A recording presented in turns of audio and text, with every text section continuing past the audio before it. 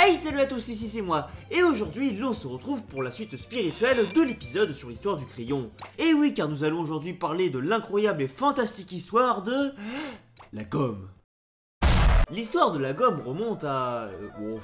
et au moins... En fait, avant l'invention de la gomme moderne, telle qu'on la connaît de nos jours, on utilisait alors principalement de la mie de pain, ce généralement trempé dans du lait. C'est Nino Senini, un peintre et écrivain du XVe siècle, ayant même rapporté à ce propos dans un de ses ouvrages consacrés à l'art, qu'il recommandait d'effacer les traits de mine de plomb ou de fusain avec de la mie de pain. Mie de pain qui était donc le maître de l'effacement en matière d'art. Mais une découverte allait bouleverser l'utilisation du pain et faire entrer la gomme dans une toute nouvelle ère, le caoutchouc. Le caoutchouc est donc une matière dont le nom provient de caoutchouc en quechua, qui signifie bois qui pleure.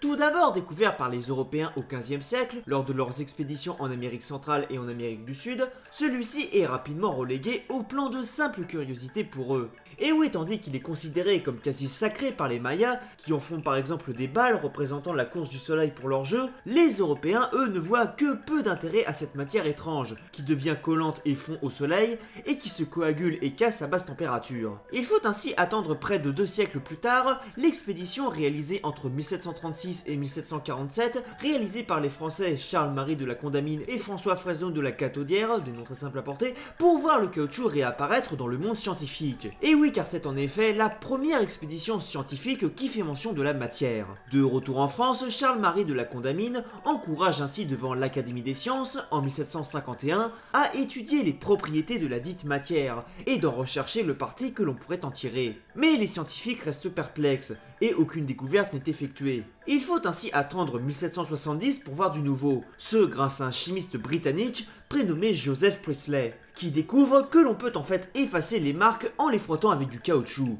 La gomme moderne était née. La même année, on n'a donc pas tardé à voir apparaître sur les marchés des petits cubes d'un demi-pouce pour effacer les traits. Néanmoins, l'utilisation de ces premières gommes à effacer en caoutchouc n'était pas toujours des plus pratiques. Il faudra ainsi attendre l'apparition de nouvelles pratiques permettant sa modification, entre autres grâce à la vulcanisation, en 1839, un procédé qui n'a rien à voir avec Spock, mais permettant de modifier l'usage du caoutchouc pour enfin rendre celui-ci non collant et beaucoup plus résistant au froid et à la chaleur, rendant donc son utilisation beaucoup plus facile et agréable. Bref, par la suite, après cela, la gomme connaîtra un succès de plus en plus croissant, ce en parallèle avec ceux des crayons.